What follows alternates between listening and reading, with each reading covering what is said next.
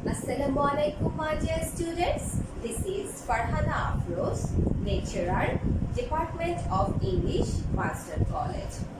Dear students, we are passing a very difficult time due to a pandemic COVID-19. But we must stay safe following the healthy rules such as washing hands with soap or sanitizer. Dear students, we have to survive and we have to continue our studies even in this pandemic situation as well. So, let's move on to our today's lesson. Our today's lesson, dear students, you can see it's written on the board, it's dialogue. আমার ছাত্রছাত্রী বৃন্দ, আজকে আলোচ্য বিষয়টি যেহেতু dialogue, আমি প্রথমেই ডায়ালগের সংজ্ঞাটি তোমাদেরকে বলবো এবং পরবর্তীতে একটি স্ট্যান্ডার্ড ডায়ালগ লিখতে কি কি অনুসরণ করতে হবে, that means what do we need to follow, আমরা এই বিষয়ে আজকের ক্লাসটি রেখেছি এবং আমি এই বিষয়ে আজকে তোমাদের জানাবো। স্টুডেন্টস, ডায়ালগ মূলত তোমাদের ইংলিশ ফার্স্ট পেপার পরীক্ষার প্রশ্নে সেট করা হয়ে থাকে। ইংলিশ ফার্স্ট পেপার পরীক্ষায় তোমাদের ইংলিশ ফার্স্ট পেপার পরীক্ষায় 10 নম্বরের জন্য ডায়ালগ লিখতে হয়। 10 মার্কস হচ্ছে ডায়ালগের জন্য বরাদ্দ। সো তুমি যদি ভালো নম্বর পেতে চাও অথবা A+ পেতে চাও, একটা ডায়ালগ লিখে 7 থেকে 8 মার্কস না পেলে তোমার A+ আসাটা কিন্তু কিছুটা সন্দিহান বা কিছুটা প্রশ্নের সম্মুখীন হয়ে যায়। অথবা আমরা বলতে পারি আসলে যে ডায়ালগে যদি ভালো একটা নাম্বার না পাই আমরা A+ পাবো না। যাই হোক, ডায়ালগ ভালো করে লিখতে হলে যেসব পন্থা অবলম্বন করতে হবে আমরা আজকের ক্লাস থেকে সেটা জানতে পারবো।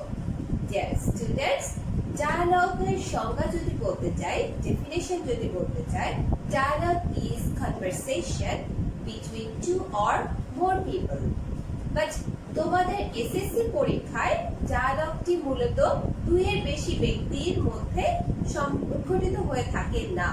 2 জন ব্যক্তির মধ্যেই তোমাকে ডায়ালগটি লিখতে হবে। আমরা একটি স্যাম্পল ডায়ালগ এখানে দেখতে পাচ্ছি এবং এখানে দেখতে পাচ্ছি যে ডায়ালগটি 2 জন ব্যক্তির মধ্যেই সম্পন্ন হয়েছে। চলো ডায়ালগটি দেখার আগে আমরা দেখে আসি একটি স্ট্যান্ডার্ড ডায়ালগ লেখার জন্য আমাদের মূলত কোন কোন বিষয়ের উপরে ফোকাস করতে হবে। So let's see on what thing we need to focus. You must focus. First of all, greetings. Dear students, greetings is very much important in dialogue. অবশ্যই তোমাদেরকে গ্রিটিংস এর উপরে ফোকাস করতে হবে, ঠিক আছে? গ্রিটিংস অর্থাৎ তুমি যে তোমার ডায়ালগটি শুরু করছো, যার সাথে কথোপকথন বা কনভারসেশনটি শুরু করছো, শুরুতে যেই তো আমরা কারোর সাথে টপিক নিয়ে ডিরেক্টলি কথা বলতে পারি না, হাই হ্যালো তো করতে হয়। সো গ্রিটিংস হচ্ছে সেই বিষয়টি, ঠিক আছে? তো গ্রিটিংস থাকতে হবে, হাই হ্যালো, কেমন আছে, কুশলাদি, ছোট্ট করে 1-2টা কনভারসেশনের মধ্যে শেষ করে দিতে হবে, কিন্তু এটা জরুরি। ইউজ অফ কন্ট্রাকশন ফর্ম, দ্বিতীয়ত রয়েছে কন্ট্রাকশন ফর্মের ব্যবহার তোমার ডায়ালগে থাকতে হবে। সো একটি ডায়ালগ যখন নাইসলি লিখবে, ইউজুয়ালি কনভারসেশন আমরা যখন সামনাসামনিও কথা বলি আমরা অনেক ছোট্ট করে কিছু কিছু শব্দ বলি। So contraction form like do not কে আমরা ডোন্ট লিখবো, ঠিক আছে? এই যে ছোট্ট ছোট্ট বিষয়গুলো ডায়ালগে অথবা কনভারসেশনে আমাদের খেয়াল রাখতে হবে। রিলেভেন্ট স্পিচ, প্রাসঙ্গিক বক্তব্য থাকতে হবে। আমি প্রশ্ন করলাম একটা, দ্যাট মিন্স যে প্রথম ব্যক্তি প্রশ্ন করলো একটা, বাট দ্বিতীয় ব্যক্তি উত্তর করলো টোটালি অন্য। সো ইররিলেভেন্ট, ঠিক আছে? এই ধরনের ডায়ালগে অবশ্যই তুমি যা লিখছো টপিকের বাইরে গিয়ে আননেসেসারি কোনো কথা লেখারই প্রয়োজন নেই, ঠিক আছে? রেগুলারিটি অফ স্পিচ, রেগুলারিটি থাকতে হবে। ওই যে আমি কিছুক্ষণ আগে বলছিলাম, আমি প্রশ্ন করলাম একটা কিন্তু তুমি উত্তর করলে আরেকটা, এই যে সেন্টেন্সের রেগুলারিটি, অথবা আমরা এক বিষয়ে কথা বলছি, এক বিষয় থেকে জাস্ট ইনস্ট্যান্টলি চেঞ্জ হয়ে পরবর্তী কনভারসেশনে অন্য বিষয় সম্পর্কে চলে গেলাম, এটা অবশ্যই একটা সুন্দর ডায়ালগের বিপক্ষে চলে যাবে। তো ডায়ালগ সুন্দর করে লিখতে হলে অবশ্যই তোমাকে রেগুলারিটি অফ স্পিচের দিকে খেয়াল রাখতে হবে। ইউজ অফ পাংচুয়েশন মার্কস, এটা অবশ্যই অনেক জরুরি। একটা ডায়ালগের মধ্যে পাংচুয়েশন মার্কের প্রপার ইউজটা থাকতে হবে, এবং এর মধ্যে সবচেয়ে বেশি যেটা খেয়াল রাখতে হবে সেটা হচ্ছে কোলন। আমি তোমাদেরকে দেখিয়ে দেব কিভাবে কোলনের ব্যবহার ছাড়াও অন্যান্য পাংচুয়েশন মার্কস গুলোর ব্যবহার হয়েছে। এন্ডিং গ্রিটিংস, এবং পরিশেষে অবশ্যই তোমরা হুট করে বা সাডেনলি ডায়ালগটি শেষ করে দিতে পারবে না, কিছু এন্ডিং গ্রিটিংস দিয়ে তোমাদের ডায়ালগটি কমপ্লিট করতে হবে। এন্ড তোমরা এক্ষেত্রে লিখতে পারো bye, good bye, see you soon, take care, এই জাতীয় শব্দগুলোর ব্যবহারই হচ্ছে এন্ডিং গ্রিটিংস। তো ডিয়ার স্টুডেন্টস, আমরা দেখেছি কোন কোন বিষয়ের উপরে আমাদের ফোকাস করতে হবে for writing a standard dialogue. Now we will see sample question, কিরকম প্রশ্ন তোমাদের পরীক্ষায় থাকতে পারে সেটা আমরা এখন দেখব। Question: Suppose you are Raihan or Raisa. Students, you can see that the name are given. নামগুলো দেয়া আছে। এক্ষেত্রে পরীক্ষার প্রশ্নে দু রকম হতে পারে, হয়তো নাম বলতে কিছুই দেওয়া নেই, শুধু প্রশ্নটি দেয়া আছে, সেক্ষেত্রে নামগুলো তুমি তোমার নিজের মতোই চুজ করতে পারবে। কিন্তু যদি নাম দেয়া থাকে সেক্ষেত্রে তোমার নিজ থেকে লেখার মতো কোনো অপশন থাকে না, তোমাকে নামগুলো চুজ করতে হবে যে নামগুলো দেয়া আছে। অনেকে একটি ভুল করে থাকো, suppose you are Raihan or Raisa, your friend is Mahin or Mahirin. এখান থেকে দেখা যাচ্ছে যে তোমার নামের জন্য তোমার চুজ করতে হবে আইদার রাইসা অথবা রায়হান, কিন্তু অনেকে ভুল করো, রায়হান এবং রাইসার মধ্যে কনভারসেশনটা দিয়ে দাও। না, এখানেই তোমার ভুলটি রয়েছে।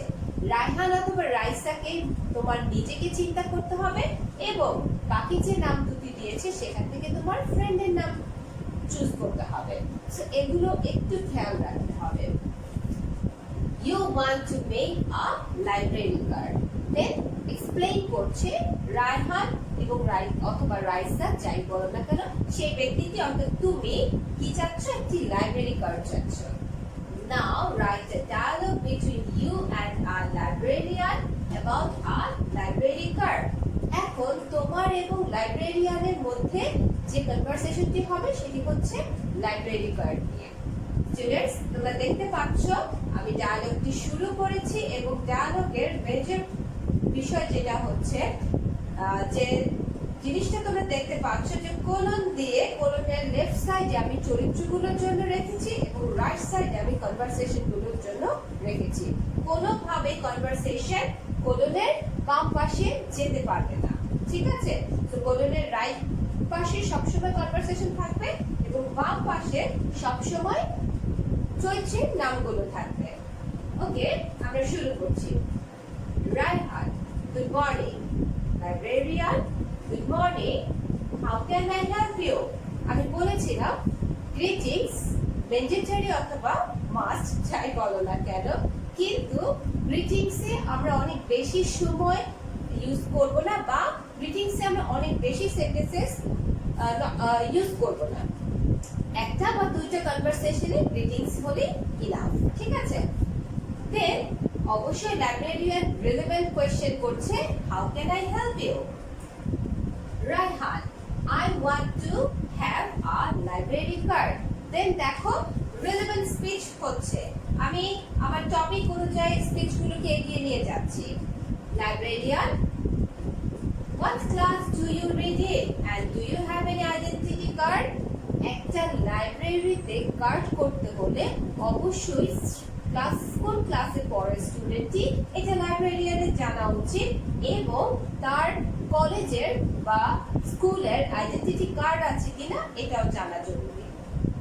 Raihan, I am a student of class 10 and yes, দেখো আমরা জানি যখন আমরা yes অথবা no কোনো প্রশ্নের উত্তরের জন্য বলে থাকি সেক্ষেত্রে পরে কমা হয়। আমি প্রপার ইউজ করেছি পাংচুয়েশনে এবং বলা হয়েছে I have my identity card। Librarian বলছে okay please fill up the form. ঠিক আছে, সো এভাবে করে মূলত আমাদের ডায়ালগকে কন্টিনিউ করতে হবে এবং পরবর্তী অংশ আমি পরবর্তী পার্টে দেখিয়ে দিচ্ছি কিভাবে বাকি অংশটুকু লেখা হয়েছে। চলো দেখে নেই। ওকে, আমরা নেক্সট পোরশনে অর্থাৎ নেক্সট পার্টে দেখতে পাচ্ছি কি লেখা আছে।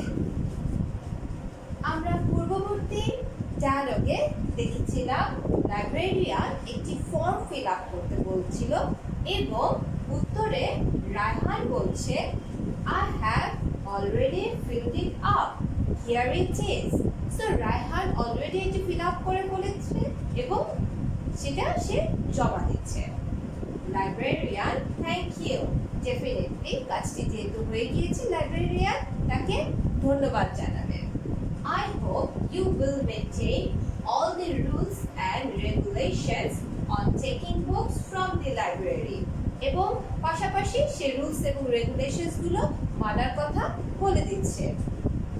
রায়হান, যেহেতু সে নতুন সে অনেক রুলসই না জেনে থাকতে পারে, সেক্ষেত্রে সে জিজ্ঞাসা করছে কি কি সে করতে পারে এবং যেহেতু লাইব্রেরিয়ান তাকে একটি উপদেশ দিয়েছে উত্তরে সে বলছে yes of course.